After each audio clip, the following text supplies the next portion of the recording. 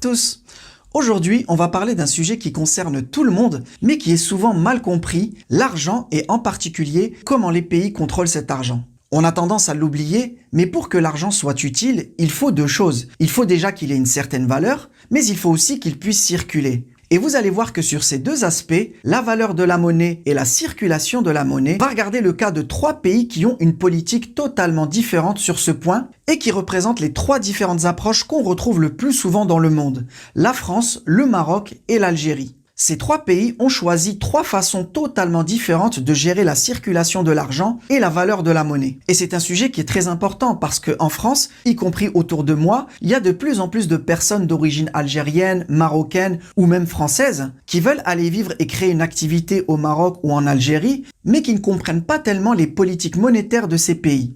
Pourtant, il faut connaître ces sujets parce que ça vous permet, entre autres, de mieux choisir les types de business models à faire dans ces pays et d'augmenter vos chances de réussir. On va essayer de comprendre à travers ces trois exemples pourquoi les pays dans le monde sont si différents sur leur manière de gérer l'argent et la valeur de leur monnaie. En termes de contrôle des capitaux, on peut classer la plupart des pays dans le monde en trois grandes catégories. Ceux qui ont une politique totalement libre sur la circulation de l'argent, c'est-à-dire que vous pouvez faire entrer et sortir l'argent du pays sans aucune limite. Donc c'est le cas de la France, de l'Union européenne, des États-Unis ou du Japon par exemple. Ensuite, vous avez ceux qui autorisent facilement les sorties d'argent, mais avec des limites. Dans ce groupe, on a notamment des pays comme la Chine, l'Inde, l'Afrique du Sud ou le Maroc. Par exemple, un Chinois, il a le droit de convertir et de sortir du pays l'équivalent de 50 000 € par an. Et pas plus, même s'il est multimillionnaire. Ça ne change rien. Il n'a pas le droit de faire sortir plus de 50 000 € par an du pays, sauf autorisation spéciale. Et enfin, vous avez tous les pays qui autorisent très difficilement les sorties d'argent et avec des limites très basses. Et on a dans ce groupe par exemple l'Argentine, l'Iran, le Venezuela ou l'Algérie. Alors aujourd'hui, la très grande majorité des pays dans le monde sont ici. C'est-à-dire qu'ils laissent facilement sortir l'argent du pays, mais ils contrôlent les limites. Les pays qui sont ici sont quand même assez rares maintenant. Ce sont en général des pays qui ont soit une situation un peu particulière, soit qui ont un système économique particulier. Et on va le voir justement avec le cas de l'Algérie. Mais attention, il ne faut surtout pas confondre les politiques monétaires de ces pays et un jugement de valeur qu'on a sur ces pays. Je commence à avoir un peu l'habitude avec les commentaires agressifs à chaque fois qu'on parle du Maroc ou de l'Algérie. Je ne sais pas pourquoi, beaucoup de gens aiment bien mettre de l'émotionnel et des jugements de valeur sur tel ou tel pays. Ah, t'as vu ce pays, il est méchant, celui-là, il est gentil. En économie, ça n'a aucun sens. Les Argentins ou les Algériens ne sont pas plus bêtes ni plus méchants que les Marocains ou les Chinois. Et eux-mêmes ne sont pas plus méchants que les Français ou les Américains. Tous ces pays appliquent des politiques différentes parce qu'ils ont des systèmes économiques différents, tout simplement. Après, on peut critiquer pourquoi tel pays a choisi tel système économique, mais ce sont des questions complexes qui sont liées à l'histoire de ces pays. Et malheureusement, on ne peut pas changer le système économique d'un pays comme ça en un claquement de doigts. Regardez le cas de l'Argentine, c'est très intéressant. Le nouveau président argentin, Javier Milei, est quasiment l'un des présidents les plus capitalistes et les plus libéraux du monde. Et pourtant, l'Argentine continue encore aujourd'hui d'avoir une politique de contrôle des capitaux parmi les plus strictes au monde. Actuellement, pour les Argentins, c'est quasiment impossible de faire sortir leur argent du pays. C'est quasiment du communisme sur ce point-là. Et cette politique ne correspond pas du tout à la philosophie libérale du président argentin. C'est pas ce qu'il veut faire. Mais pour l'instant, il n'a pas le choix. L'Argentine est en train de sortir d'une période de crise et Javier Milei a déclaré récemment qu'il espérait lever le contrôle des capitaux l'année prochaine probablement, mais c'est pas sûr. Et vous allez comprendre un peu plus loin ce que ça impliquerait pour beaucoup de pays de lever le contrôle des capitaux. Alors concrètement, qu'est-ce que ça change ces différentes politiques pour les particuliers et les entreprises dans ces pays? Eh bien, on va regarder nos trois pays exemples. Pour un Français qui veut convertir son argent et le faire sortir de France, pour un voyage par exemple, bon, pas de souci, il n'y a aucune restriction, aucune limite. Votre limite, c'est ce que vous avez dans votre compte en banque. Pour un Marocain, il peut sortir l'équivalent de 9 000 € par an. C'est ce qu'on appelle au Maroc la dotation touristique. Il y a quelques années, c'était la moitié, c'était environ 4 500 €, mais le gouvernement marocain est clairement dans une stratégie de libéralisation progressive. Il va étape par étape en fonction de la situation économique du pays. Et probablement que dans les prochaines années, ça va s'assouplir de plus en plus. Pour un Algérien, il peut convertir et sortir actuellement l'équivalent de 100 € par an. Donc évidemment, c'est pas grand-chose quand on veut voyager à l'étranger. C'est un système qui est très restrictif, mais là aussi, le gouvernement algérien essaie quand même d'aller vers plus de libéralisation. Il a annoncé récemment que ça va bientôt passer à 750 €. Mais au moment où je fais cette vidéo, c'est pas encore entré en vigueur. Mais même 750 €, c'est pas énorme. Alors comment font les Algériens qui ont besoin d'avoir des devises étrangères, des euros ou des dollars? Soit ils ont de la famille ou des comptes à l'étranger, soit ils utilisent le marché noir. En Algérie, le marché noir des devises est très actif, justement à cause de ces restrictions. Pour beaucoup d'Algériens, le marché noir, c'est la seule façon d'avoir des dollars ou des euros. Alors ça, c'est pour les particuliers, mais la politique des contrôles des capitaux, ça impacte aussi les entreprises, évidemment. Il y a une règle importante qui est exactement la même au Maroc et en Algérie, mais très différente de la France. C'est l'obligation pour les entreprises de rapatrier leurs bénéfices dans le pays. En France, quand vous avez une entreprise et que vous avez un compte bancaire aux États-Unis, parce que vous avez des clients là-bas, si vous avez envie de garder vos bénéfices sur le compte bancaire américain, vous avez le droit. Il faut juste les déclarer aux impôts. Au Maroc et en Algérie, vous devez rapatrier les bénéfices, c'est-à-dire ramener l'argent dans votre compte bancaire local, dans le pays. Et c'est exactement la même règle pour les deux pays. Ensuite, si vous avez besoin de faire ressortir l'argent, là, il y a une différence fondamentale entre le système marocain et le système algérien. Pour une entreprise algérienne, quand elle veut sortir l'argent du pays, que ce soit pour importer des biens ou bien pour investir à l'étranger, elle doit demander une autorisation. C'est obligatoire. Par exemple, si vous créez une entreprise pour importer des voitures ou des ordinateurs, vous devez d'abord déposer un dossier et demander un agrément. Et c'est quelque chose qui est plus ou moins difficile à obtenir. Il faut connaître le système administratif, les critères d'acceptation, etc.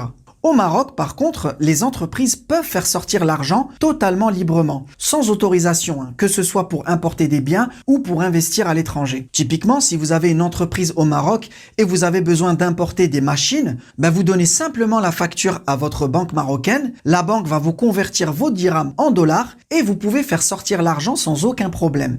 Il n'y a pas d'autorisation à demander ou d'agrément, c'est automatique. Sauf si vous importez des produits dangereux, des médicaments ou des choses comme ça, évidemment. Alors peut-être vous allez me dire, mais c'est bizarre, pourquoi le Maroc limite la sortie de devises pour les Marocains, les particuliers, alors que pour les entreprises c'est totalement libre? C'est très simple, c'est une question d'intérêt économique pour le pays. Une entreprise marocaine qui sort l'argent du pays, en général c'est pour se développer, créer de l'emploi, investir et rapporter au final encore plus de richesses pour le Maroc. Mais un Marocain qui sort l'argent du pays pour aller faire du jet ski à Dubaï ou du shopping à Paris, bon, c'est bien pour lui, mais en termes de richesse et d'emplois créés pour le Maroc, c'est quand même un peu limité. Donc évidemment, dans un pays où les devises sont quelque chose de stratégique, la priorité est donnée aux entreprises pour pouvoir développer le pays. C'est du bon sens économique. Le Maroc, tout comme l'Algérie, doit protéger et développer son économie. Et pour ça, il doit aussi faire attention à une autre chose importante, la valeur de sa monnaie. Et c'est ce qu'on va regarder maintenant. Vous le savez déjà, pour un pays, la valeur de sa monnaie, c'est une donnée économique très importante. Et je pense que vous connaissez déjà les conséquences quand une monnaie monte trop ou quand elle baisse trop, et particulièrement face au dollar. Typiquement, en France, si la valeur de l'euro baisse trop par rapport au dollar, tout ce qu'on va importer en dehors de l'Europe va coûter plus cher, puisque le commerce international se fait en dollars. Donc le pétrole, l'électroménager, les ordinateurs, etc.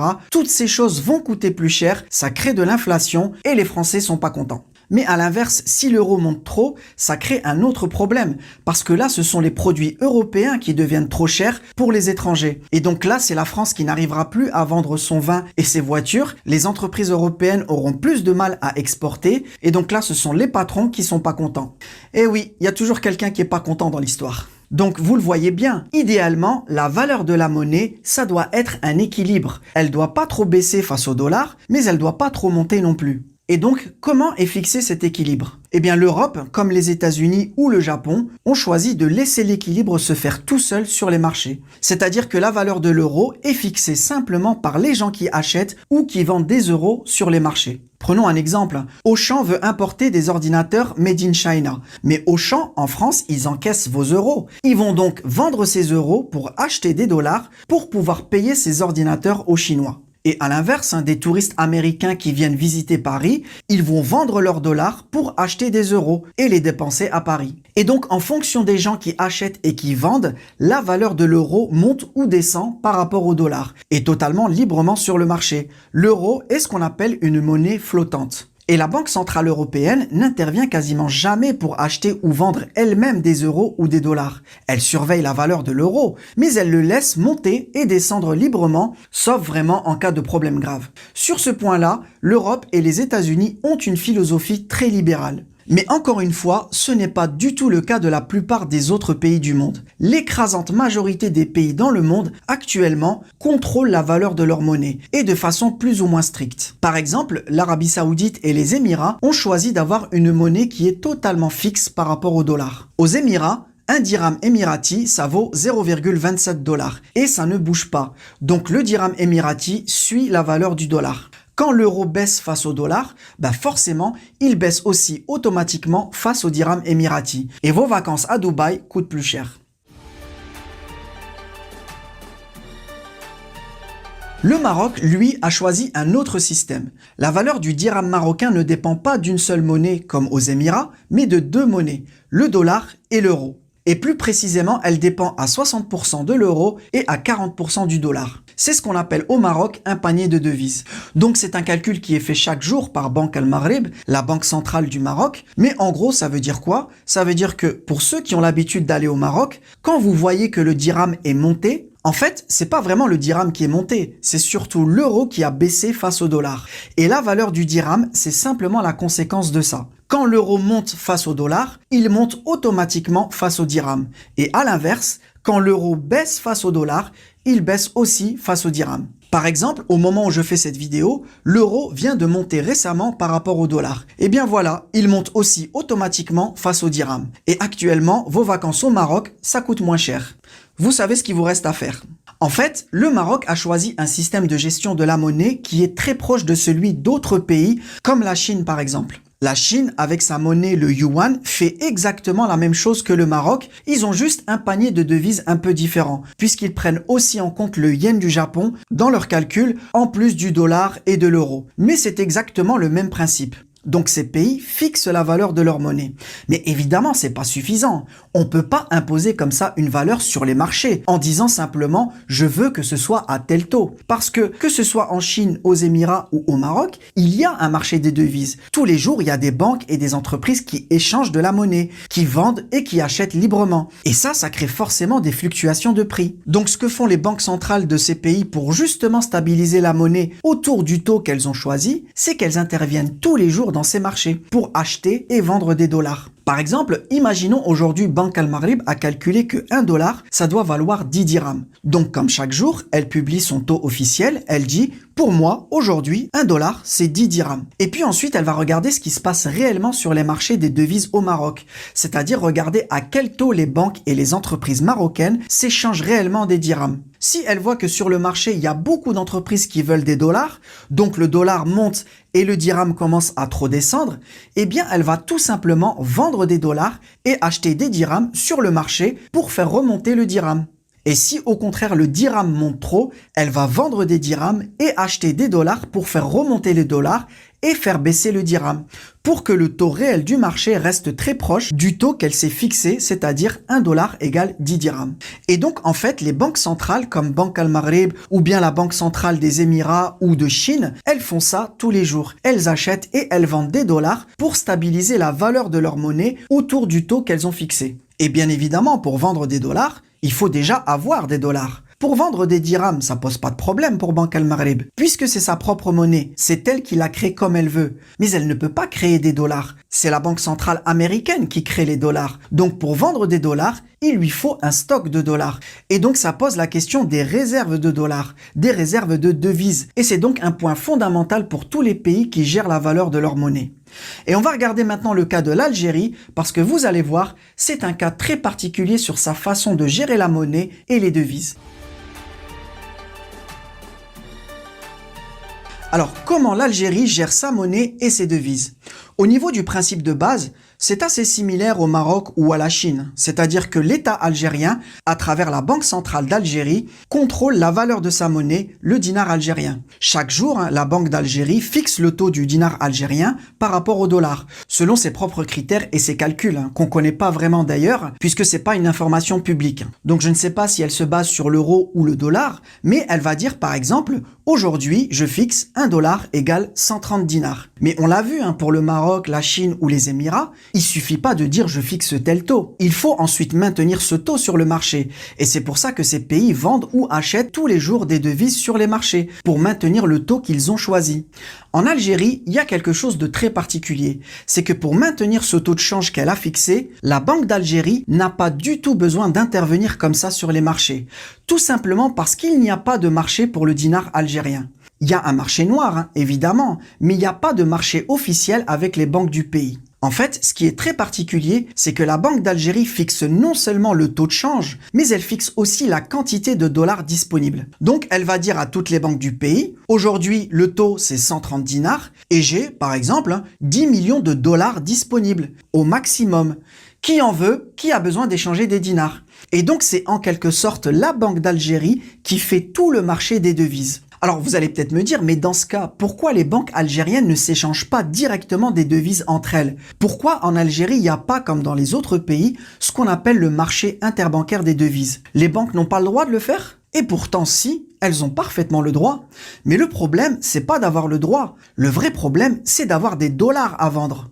Les banques algériennes n'ont quasiment jamais de dollars à se vendre entre elles, parce que tous les dollars qu'elles reçoivent de la Banque d'Algérie, c'est pour les envoyer à l'étranger, c'est pour payer les importations de leurs clients, le blé, le maïs, les voitures, les ordinateurs, etc. Les banques algériennes ne font quasiment que sortir les devises du pays. Elles n'en font presque jamais entrer dans le pays. Et pourquoi? C'est très simple. Pour qu'une banque fasse entrer des devises dans le pays, il faut qu'elle ait aussi des clients exportateurs, c'est-à-dire des entreprises algériennes qui ont un compte chez cette banque et qui exportent des biens ou des services à l'étranger. Et le problème, c'est qu'en Algérie, environ 95% des exportations du pays, c'est-à-dire ce qui fait rentrer les dollars et les euros dans le pays, ce sont les hydrocarbures, le pétrole, le gaz et les produits dérivés. Tout ça est exporté par une seule société étatique, Sonatrach, et quand Sonatrach est payé en dollars, ces dollars sont encaissés directement par la Banque de l'État, la Banque d'Algérie. Et ensuite, c'est la Banque d'Algérie qui distribue ces dollars à toutes les banques commerciales du pays pour payer les importations. Les banques algériennes n'ont quasiment jamais de devises d'elles-mêmes, parce qu'il n'y a pas grand-chose qui fait rentrer les devises en Algérie à part le pétrole et le gaz, qui est géré par l'État. C'est l'État, à travers Sonatrach et la Banque d'Algérie, qui fait entrer les devises dans le pays et qui les distribue ensuite. Au Maroc, c'est complètement différent. Les banques marocaines ont énormément de devises disponibles parce qu'elles ont énormément de clients exportateurs. Les entreprises marocaines, les hôtels, les industriels de l'automobile, les industries agroalimentaires, etc. Ce sont ces gens qui exportent et qui font entrer les devises au Maroc et pas du tout l'État marocain. Pour prendre un exemple simple, quand vous avez un riad à Marrakech et vous avez une réservation d'un Allemand, sur Airbnb par exemple, le client il a payé en euros, donc Airbnb vous envoie des euros à la base, qui arrivent sur votre compte marocain, par exemple chez Attijari ou Wafa Bank, et la banque va vous convertir ces euros en dirhams, c'est-à-dire qu'elle va vous donner des dirhams et garder les euros en échange. Et c'est vrai pour le secteur du tourisme, mais c'est pareil pour l'industrie automobile, l'aéronautique et toutes les industries exportatrices au Maroc. Et donc les banques marocaines ont énormément de devises qu'elles peuvent se vendre entre elles selon les besoins. Et c'est ça qui crée le marché interbancaire des devises au Maroc. Banque Al Maghreb, la banque centrale marocaine, ne fait que acheter et vendre dans ce marché pour stabiliser la monnaie. Mais c'est tout ce qu'elle fait. En Algérie, c'est la Banque d'Algérie qui fait tout le marché. Elle a le monopole et c'est elle qui distribue les dollars aux banques du pays. Et évidemment, ça change tout. C'est un système complètement différent et qui est très particulier. À vrai dire, dans le monde, il y a très peu de pays qui ont ce fonctionnement. Les plus connus, ce sont le Venezuela et l'Iran, deux pays qui ont les mêmes structures économiques que l'Algérie. C'est-à-dire que toutes leurs devises viennent du pétrole, c'est l'État qui encaisse les devises et qui les distribue ensuite à l'économie pour pouvoir payer les importations. Donc cette différence, il faut bien la comprendre parce que ça a des implications sur la façon dont ces pays gèrent leur argent. Si on ne comprend pas ça, on ne comprend pas pourquoi le gouvernement algérien ou marocain prend telle ou telle décision. Maintenant qu'on a vu un peu la politique monétaire de ces pays, évidemment, ça va forcément avoir un impact sur le business et l'entrepreneuriat dans ces pays. Vous le savez, il y a maintenant énormément de Marocains et d'Algériens en France qui voudraient bien vivre dans leur pays d'origine et y lancer une activité. Et malheureusement, il y a un business model qui revient très souvent dans les projets que je vois. Je sais pas pourquoi, c'est celui qui consiste à dire « Tiens, il y a un nouveau produit qui cartonne en Europe ou aux États-Unis, je vais aller créer un business au Maroc ou en Algérie pour l'importer et le vendre sur place. Ça va cartonner aussi. » Peut-être que vous aussi, vous avez déjà entendu quelqu'un autour de vous sortir ce genre de projet. Alors déjà, en Algérie, je pense que vous l'avez compris maintenant, ce sera très difficile, ne serait-ce que d'avoir les autorisations pour importer. Au Maroc, ce sera plus facile, c'est vrai, mais même au Maroc, du point de vue économique pour le pays, c'est pas forcément le meilleur type de business à faire. Que ce soit au Maroc ou en Algérie, si vous avez envie de participer au développement économique de ces pays, et je sais que beaucoup d'Algériens et de Marocains aiment profondément leur pays, il faut créer des business qui fassent entrer des devises dans le pays au lieu d'en faire sortir. Donc il faut mettre en valeur les produits ou les compétences marocaines et algériennes pour les vendre à l'étranger au lieu de mettre en valeur les produits étrangers pour venir les vendre aux Algériens ou aux Marocains. Encore une fois, c'est du bon sens économique. Que ce soit pour le Maroc ou l'Algérie, les réserves de devises sont très stratégiques pour ces deux pays. Maintenant, si vous avez un business model où vous avez besoin d'importer d'abord du matériel, de la marchandise, pour ensuite exporter avec plus de valeur, là, il est clair qu'il faut plutôt le faire au Maroc. Même si vous êtes algérien, il n'y a aucun problème au Maroc pour ça. Il y a d'ailleurs beaucoup d'Algériens qui sont installés au Maroc et qui font de très beaux business.